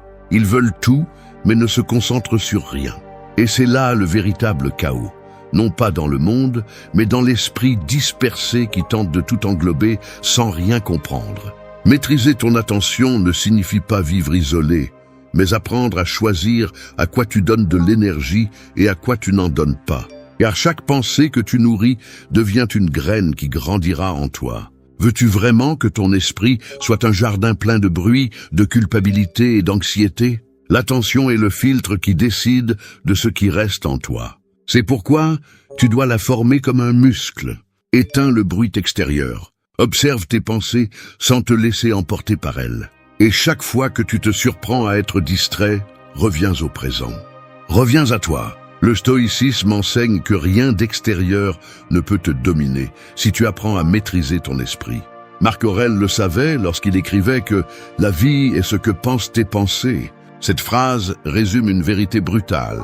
Ta réalité dépend de ce que tu choisis de regarder. Si tu concentres ton attention sur ce que tu ne contrôles pas, tu vivras frustré. Si tu la diriges vers l'essentiel, tu commenceras à voir clairement. Il ne s'agit pas de fuir le monde, mais d'apprendre à rester lucide en son sein. Chaque fois que tu te sens perdu, arrête-toi, respire, demande-toi « Sur quoi est-ce que je concentre mon énergie maintenant ?» Cette simple question peut changer ta journée. L'esprit ne se met pas en ordre en répétant de jolies phrases, mais en prenant le contrôle de l'attention. Parce que lorsque ton attention se fragmente, ta force se disperse. Mais quand tu la centres, tout le reste commence à s'aligner. Commence par de petites choses. Laisse ton téléphone pendant que tu manges. Écoute sans penser à ce que tu vas répondre. Consacre des minutes au silence, sans chercher de stimuli. Cet entraînement quotidien est ce qui crée un esprit discipliné. Parce que l'attention n'est pas gagnée par la force, mais par la présence. Et celui qui apprend à être présent devient invincible. La plupart se plaignent de ne pas avoir de temps, mais en réalité, ce qui leur manque n'est pas le temps, c'est le focus. Ils n'ont pas besoin de plus d'heures, ils ont besoin de plus de conscience. La vie ne s'échappe pas par les secondes qui passent, mais par les pensées qui vagabondent sans contrôle. Maîtriser ton attention, c'est reprendre le contrôle de ton esprit. C'est décider ce qui mérite de rester et ce qui doit partir.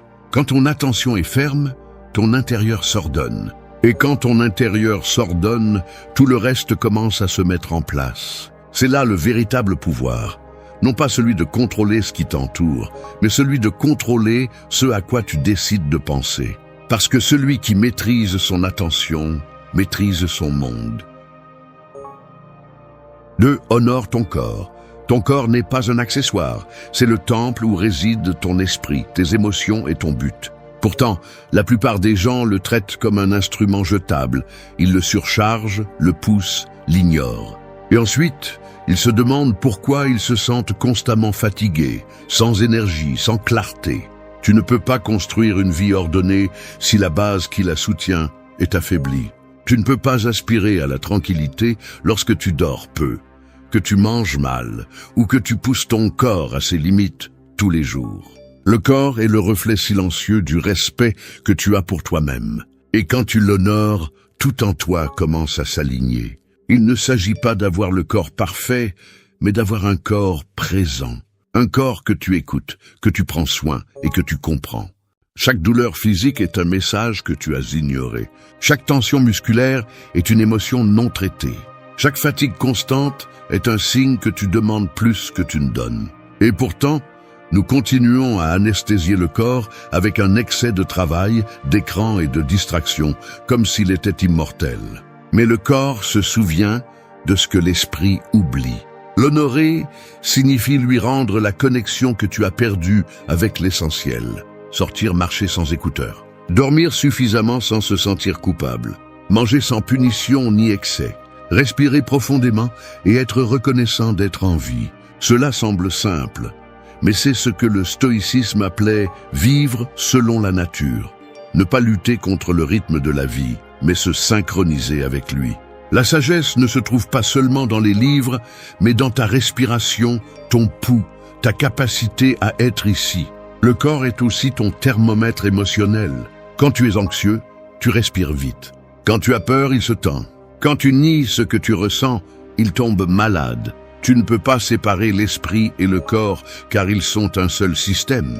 C'est pourquoi les stoïciens insistaient sur la tempérance, l'équilibre qui émerge lorsque tu comprends que le plaisir n'est pas l'ennemi du contrôle, ni le repos, un obstacle à la discipline. Un corps reposé pense mieux, réagit mieux et ressent plus clairement.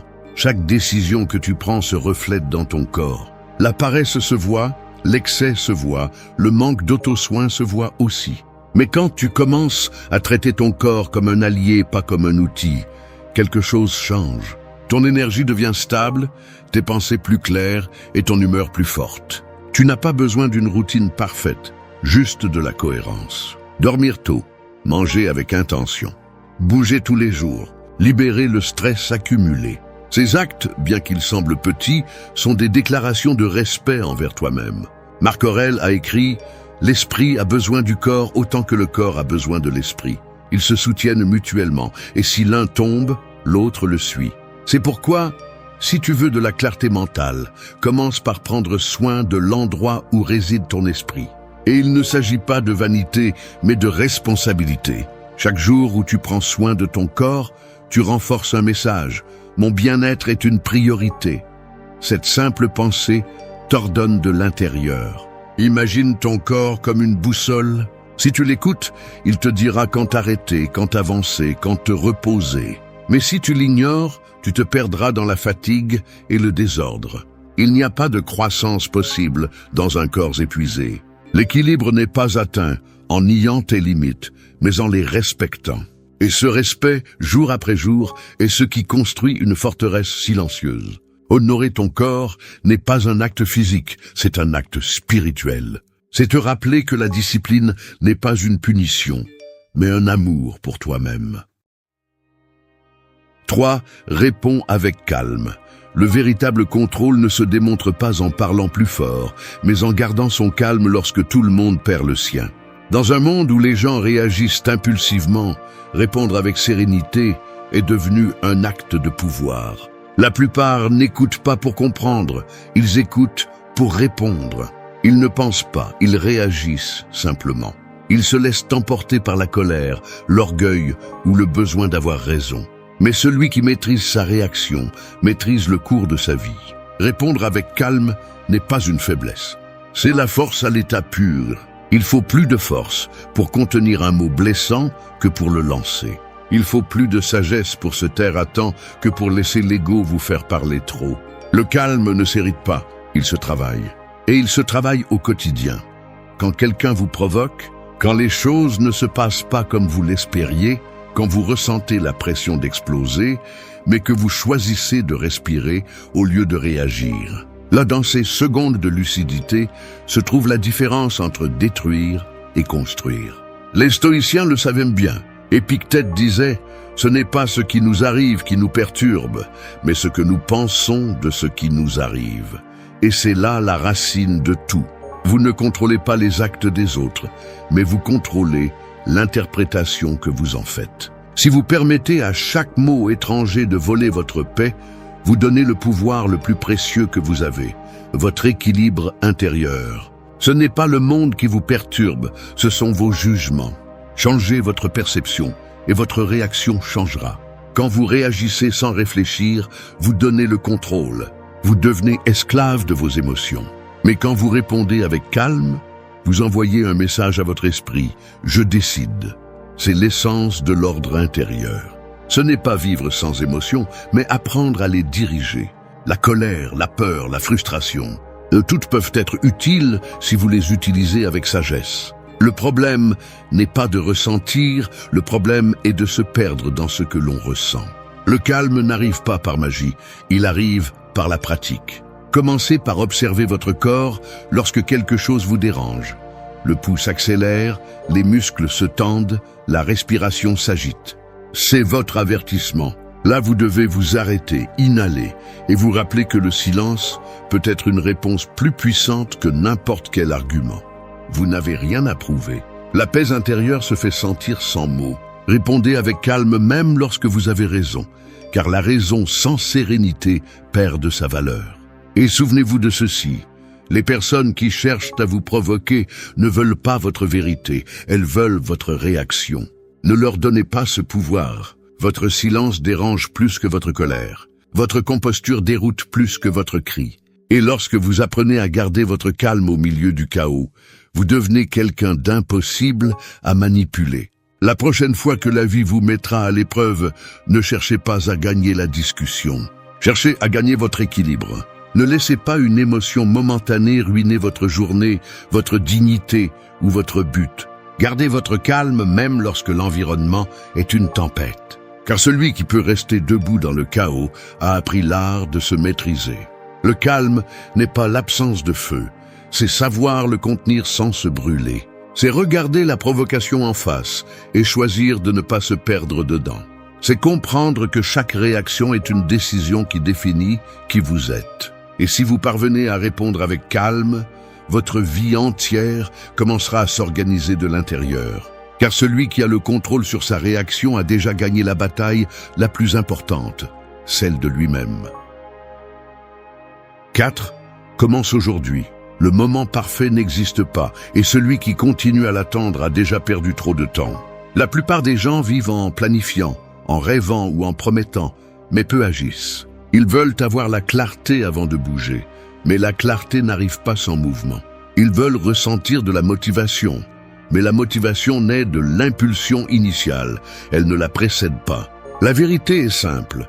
Soit tu commences aujourd'hui, soit tu continues à répéter les mêmes excuses, déguisées en prudence. Chaque jour que tu repousses ce que tu sais que tu dois faire, tu renforces une idée silencieuse dans ton esprit, que tu ne te fais pas confiance. Et pendant que tu attends le moment approprié, la vie continue à avancer sans demander la permission. Tout ce que tu ne fais pas aujourd'hui devient le poids qui te coulera demain.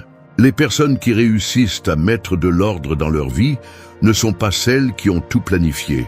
Ce sont celles qui prennent des décisions petites, fermes et quotidiennes, sans dépendre du climat émotionnel du jour. Le stoïcisme le rend clair. Tu ne contrôles pas demain, seulement le présent. Marc Aurèle écrivait que le temps d'agir est maintenant, parce que le futur n'existe pas au-delà de l'esprit. Penser trop à quand commencer est une autre façon d'éviter de le faire. Et chaque « je commence demain » est une brique dans le mur de la procrastination. Si tu veux vraiment changer ta vie, commence avant de te sentir prêt. Commence avec ce que tu as, où tu es, comme tu peux. Tu n'as pas besoin que tout soit en ordre pour faire le premier pas. Le premier pas est précisément ce qui commence à tout ordonner. La peur ne disparaît pas avec la réflexion, elle disparaît avec l'action. La confiance ne se trouve pas dans les livres, elle se construit en marchant. Personne n'atteint le sommet en analysant la carte éternellement, mais en avançant avec détermination. Tu n'as pas à le faire parfaitement, tu as juste à le faire. Chaque jour que tu gaspilles, quelqu'un d'autre avance. Non pas parce qu'il est plus capable, mais parce qu'il a eu le courage de commencer. Ne confonds pas mouvement avec progrès. Il ne s'agit pas d'être occupé, mais de faire ce qui compte vraiment. Lève-toi tôt, vérifie tes priorités, élimine les distractions et agis. Même si c'est un petit pas, un progrès minime. Parce que ce qui est petit et répété avec constance devient grand. Commence aujourd'hui à ordonner ton espace, ton esprit, ta routine. Arrête de dire plus tard et dis maintenant. Ce mot change ton énergie. Change ton focus.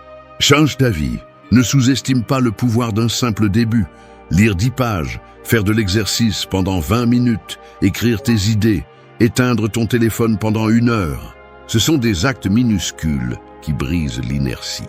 Et briser l'inertie est la moitié de la victoire. Le jour où tu décides de commencer, quelque chose en toi s'éveille. Tu n'es plus la victime de tes pensées. Tu deviens le créateur de tes résultats.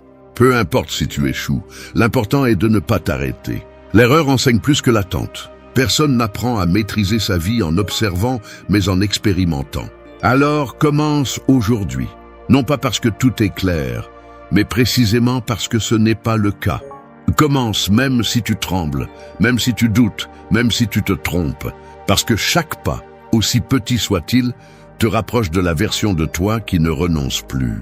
Cette version disciplinée, sereine et ferme qui sait que l'ordre intérieur ne se trouve pas en pensant, mais en agissant. Il n'y a pas de demain pour celui qui a la clarté aujourd'hui. Et il n'y a pas de destin pour celui qui n'ose pas avancer. Commence aujourd'hui, même si le chemin n'est pas défini. Parce que si tu continues à attendre le moment parfait, ce moment sera ton excuse pour ne pas vivre. 5. Lâche ce qui pèse. Tu ne peux pas avancer si tu marches en portant ce que tu aurais déjà dû laisser derrière toi. La vie ne se désorganise pas par manque de temps, mais par excès de poids émotionnel. Les gens, les culpabilités, les ressentiments, les attentes, les peurs, tout cela que tu gardes en toi t'empêche de bouger librement. Tu veux construire une nouvelle vie, mais tu continues à habiter l'ancienne dans ton esprit. Le véritable ordre n'est pas atteint en accumulant plus, mais en lâchant ce qui est inutile. La plupart s'accrochent à ce qui leur fait mal parce qu'ils confondent lâcher prise avec perdre. Mais lâcher prise n'est pas abandonner, c'est libérer de l'espace pour que du nouveau puisse entrer. S'accrocher au passé ne te donne pas de stabilité, ça te donne des chaînes. Et plus tu serres, plus tu t'épuises. L'esprit saturé ne peut pas penser clairement. C'est pourquoi, quand tout te semble confus, tu n'as pas besoin d'ajouter plus. Tu as besoin de retirer. Retirer les pensées qui ne te servent pas. Retirer les personnes qui te diminuent. Retirer les soucis que tu ne peux pas résoudre. Les stoïciens comprenaient que la souffrance naît du désir de contrôler ce qui ne peut pas l'être. Épictète l'expliquait crûment. Ne cherche pas à ce que les choses se passent comme tu le veux, mais souhaite qu'elles se passent comme elles doivent. Et ta vie sera sereine. C'est là l'essence de lâcher prise. Il ne s'agit pas d'oublier, mais d'accepter. Accepter qu'il y a eu des choses qui ne se sont pas passées comme tu l'espérais, que certaines personnes ne sont pas restées et que certains chemins n'étaient pas pour toi. Résister à cette vérité est ce qui te maintient coincé dans un cycle sans avancement. Lâche la nécessité de tout comprendre. Tout n'a pas une explication, mais tout laisse une leçon. Lâche l'idée que tu as besoin de clore chaque histoire avec des mots.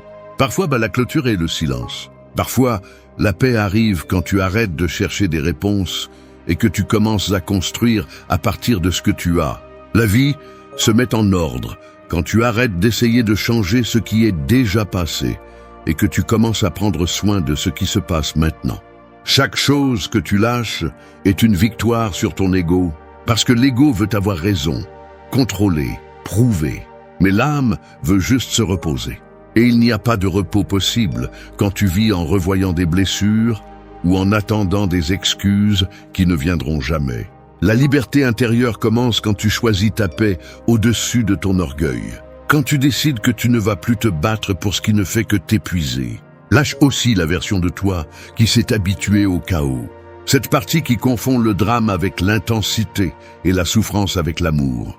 Tu n'es pas cette personne qui réagit par impulsion ou qui s'accroche par peur d'être seul. Tu es celui qui peut choisir de lâcher prise sans rancune, de marcher sans regarder en arrière et de construire sans attendre d'approbation. L'acte de lâcher prise n'est pas vide, c'est du pouvoir. Fais un nettoyage émotionnel. Tout comme tu ranges ta maison, range ton esprit. Examine quelles pensées te volent de l'énergie. Quels souvenirs t'empêchent d'avancer. Quels liens ne vibrent plus avec toi. Et laisse-les partir. Tu n'as pas besoin de fermer toutes les portes avec du bruit. Parfois, il suffit de s'éloigner en silence, en remerciant pour ce que l'on a appris. Chaque chose que tu lâches laisse de la place pour l'essentiel, le calme, la clarté, l'authenticité. Tu ne peux pas être libre si tu es plein de choses qui n'appartiennent plus à ce moment. Et tu ne peux pas trouver d'ordre si tu continues à soutenir ce qui est déjà terminé. Lâche ce qui pèse, non pas parce que c'est facile, mais parce que c'est nécessaire. Ce qui part laisse de la place pour ce qui vient. Et quand tu te libères enfin de ce qui te retenait, tu découvres quelque chose qui a toujours été là. L'ordre intérieur ne se crée pas en accumulant. Il se révèle quand tu apprends à lâcher prise. 6. Embrasse la solitude. La solitude n'est pas une punition, c'est une opportunité que peu savent saisir.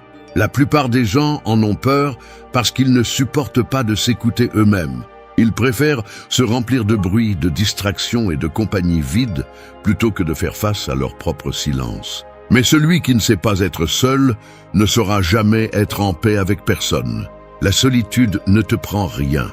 Elle te rend tout ce que tu avais donné sans t'en rendre compte. Ton attention, ton énergie, ton centre. Le monde moderne te fait croire que la plénitude dépend d'être entouré, d'être vu, d'appartenir. Mais la vérité est que beaucoup sont accompagnés et se sentent pourtant vides. Non pas parce qu'ils manquent des personnes, mais parce qu'ils se sont déconnectés d'eux-mêmes. La solitude est le terrain où fleurit la clarté. C'est dans ces moments sans distraction que tu commences à distinguer ce qui est essentiel de ce qui est bruit.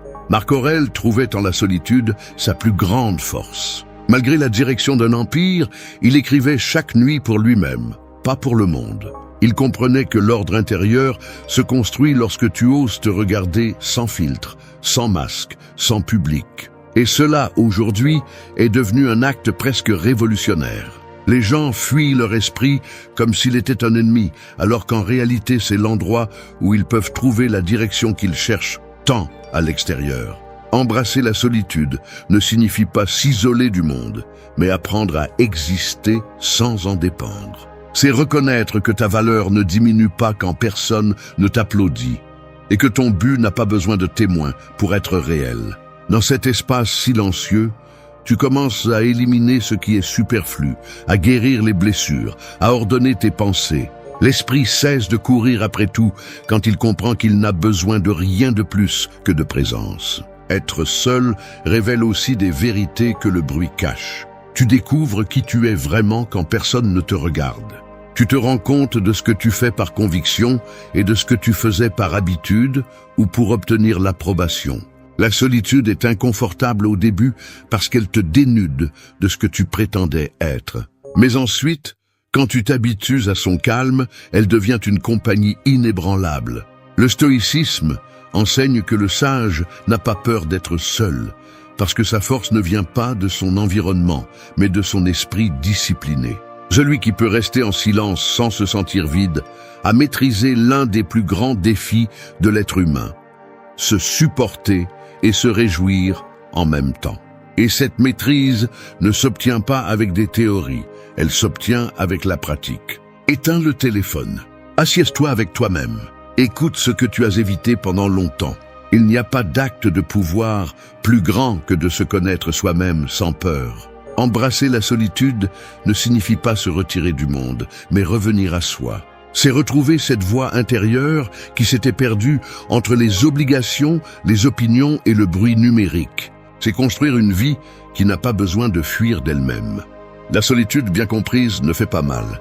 Elle libère, elle n'isole pas, elle purifie. L'ordre intérieur naît lorsque tu cesses de chercher refuge chez les autres et que tu commences à le construire en toi. Là, dans ce silence où personne ne te distrait, tu découvres ce qui compte vraiment. Et quand tu arrives à te sentir complet en solitude, aucune perte ne te fait tomber, aucun abandon ne te brise. Parce que tu ne cherches plus à combler des vides, mais à partager l'abondance. C'est ça la véritable liberté. Être avec toi et sentir qu'il ne manque rien. 7. Valide ta valeur. Attendre que les autres te reconnaissent est la façon la plus lente de te détruire. La validation externe est une drogue déguisée en approbation. Au début, elle te soulève, mais ensuite elle te rend dépendant. Quand ta valeur dépend du regard des autres, tu deviens un reflet des attentes des autres. Tu vis en essayant de plaire, de t'intégrer, d'être suffisant selon des normes qui n'ont jamais été les tiennes. Et ainsi, petit à petit, tu te perds. Te valider n'est pas de l'arrogance, c'est de la maturité. C'est comprendre que tu n'as pas besoin d'applaudissements pour savoir que tu fais bien les choses. C'est regarder tes propres progrès sans les comparer à ceux des autres. C'est reconnaître que tu as de la valeur même quand tu ne produis pas, que tu es suffisant même quand tu ne brilles pas. La plupart des gens cherchent l'approbation parce qu'ils ne savent pas être en paix avec leur propre silence. Mais la reconnaissance la plus puissante est celle qui vient quand tu fais ce qui est juste même si personne ne le remarque. Le stoïcisme enseignait que la valeur de l'homme ne se mesure pas par ce qu'il possède, mais par ce qu'il peut perdre sans se briser. Sénèque disait « L'homme sage se suffit à lui-même, bien qu'il ait besoin d'amis ». Cette phrase est une leçon d'équilibre. Il ne s'agit pas de te fermer au monde, mais de ne pas devenir son esclave émotionnel. La validation externe peut être un compliment, mais elle ne doit jamais être une exigence. Chaque fois que tu cherches à ce que quelqu'un te confirme, tu cèdes du pouvoir. C'est comme si tu disais « ma valeur dépend de ton approbation ». Et à ce moment-là, tu te déconnectes de toi-même. Les gens changent, la reconnaissance change, mais ton essence ne devrait pas le faire. Ce que les gens pensent de toi ne définit pas qui tu es. Ce que tu fais quand personne ne te regarde, ça le fait. Commence à te valider par des actes, pas avec de jolis mots, mais avec de la cohérence. Tiens tes promesses, respecte tes limites, reconnais tes progrès même s'ils sont petits. Si tu arrives à tenir parole, ton esprit commencera à avoir confiance en toi.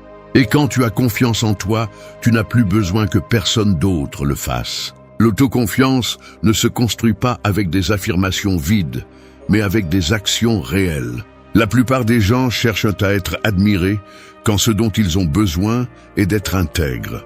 Ne cherche pas à impressionner, cherche à rester ferme dans tes principes.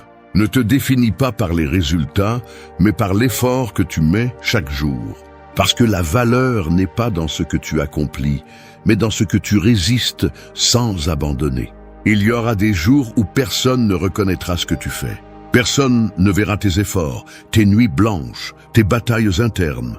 Et c'est là que tu as le plus besoin de te valider. Non pas parce que tu es parfait, mais parce que tu continues d'essayer. Reconnais-toi pour ta constance, ton courage, ta capacité à continuer même quand il n'y a pas de témoin. Valide ta valeur sans te comparer. Chaque vie a son rythme, chaque personne a son processus. Tu n'as pas besoin de te démarquer, tu as besoin d'être fidèle à toi-même. Quand tu apprends à te valoriser de l'intérieur, tu arrêtes de poursuivre le superficiel. Tu n'as plus besoin que le monde te voie, parce que tu te vois déjà. Et quand cela arrive, tu retrouves la liberté que tu as perdue en dépendant du jugement des autres. Valide ta valeur aujourd'hui, sans demander la permission. Parce que celui qui apprend à se reconnaître arrête de mendier l'amour et commence à construire le respect. 8.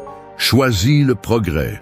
Le perfectionnisme est le piège le plus élégant de l'autosabotage. Il te fait croire que tu n'es pas prêt, qu'il manque encore quelque chose, que tu pourrais faire mieux. Et pendant que tu attends cette version idéale de toi, la vie passe. La quête de la perfection paralyse plus de rêves que l'échec. C'est pourquoi celui qui désire un ordre intérieur doit toujours choisir le progrès sur la perfection. Parce que grandir ne consiste pas à le faire impeccablement, mais à le rendre possible. Le progrès est mouvement, et le mouvement est vie. L'opposé du chaos n'est pas le contrôle, c'est l'avancement constant. Mais la plupart se bloquent parce qu'ils ont peur d'échouer. Ils craignent de faire un pas imparfait, ils craignent d'être jugés, ils craignent de ne pas faire comme les autres attendent. Cette mentalité les enferme dans un cercle où ils ne font rien, mais le justifient par des excuses. Celui qui attend la perfection n'évolue pas, il se flétrit. Le stoïcisme enseigne que la vertu n'est pas de tout faire bien, mais de le faire avec intention. Marc Aurèle l'a exprimé sans fioriture, fais ce que la nature te demande maintenant. C'est-à-dire, agis, non pas quand tout sera aligné, mais quand ce sera le moment. Et le moment est toujours maintenant. Chaque jour est une occasion de s'améliorer, même un peu. Chaque décision est une possibilité de croissance. Mais si tu exiges la perfection, tu finis par te punir pour avancer lentement. Et avancer lentement est toujours avancer. Choisis le progrès comme philosophie de vie. Lève-toi et fais même si tu n'en as pas envie. Apprends même si tu ne comprends pas tout. Demande pardon même si ton orgueil résiste. Corrige tes erreurs sans avoir honte de les avoir commises. Le progrès se construit avec humilité, pas avec ego. Personne ne grandit en prétendant être invincible. Arrête de mesurer ta croissance avec la règle des autres. Ce qui pour l'un est un petit pas, pour toi peut être une révolution. L'important n'est pas la vitesse, mais la direction. Si chaque jour tu es un peu plus conscient, plus patient, plus discipliné, alors tu avances. Ne cherche pas de grands sauts, cherche des pas fermes. La constance silencieuse l'emporte sur l'impulsion du moment. Le perfectionnisme tue aussi la joie. Celui qui ne se permet pas de profiter du processus vit frustré. Il attend le résultat final pour se sentir satisfait, mais quand il arrive, il pense déjà à la suite. Ce n'est jamais suffisant. En revanche, celui qui choisit le progrès célèbre les petites victoires. Il est reconnaissant pour l'effort quotidien, se sent en paix avec ce qu'il fait et fait confiance au rythme naturel de la vie. Ce type de personne n'a pas besoin de prouver quoi que ce soit, car il sait que le véritable succès réside dans la continuité, pas dans le spectacle. La discipline, la concentration et la patience sont les fondements du progrès. Tu n'as pas besoin de faire beaucoup, tu as besoin de le faire tous les jours, même si c'est peu, mais constant, même si personne ne le voit, mais que tu le sais. L'esprit se renforce dans la répétition et l'âme trouve la paix dans la cohérence. L'ordre intérieur surgit lorsque tu arrêtes d'exiger la perfection et que tu commences à valoriser l'avancement quotidien. Choisis le progrès même lorsque tu te sens perdu, parce que bouger, même lentement, te maintient en vie. Parce qu'essayer, même si tu échoues, te maintient éveillé. Et parce qu'à chaque fois que tu choisis d'avancer, tu dis à la vie, « Je ne renonce pas, cette décision est du pur pouvoir. » Choisis le progrès sur l'orgueil, sur la comparaison, sur le doute. Tu n'as pas besoin d'être parfait, tu as besoin d'être constant. La perfection cherche l'approbation, le progrès cherche l'évolution. Et celui qui choisit d'évoluer chaque jour, même un peu, finit par atteindre une paix que les perfectionnistes ne connaîtront jamais. Parce que l'ordre n'est pas atteint lorsque tout est impeccable, mais lorsque tu choisis de continuer à avancer, même lorsque rien ne l'est.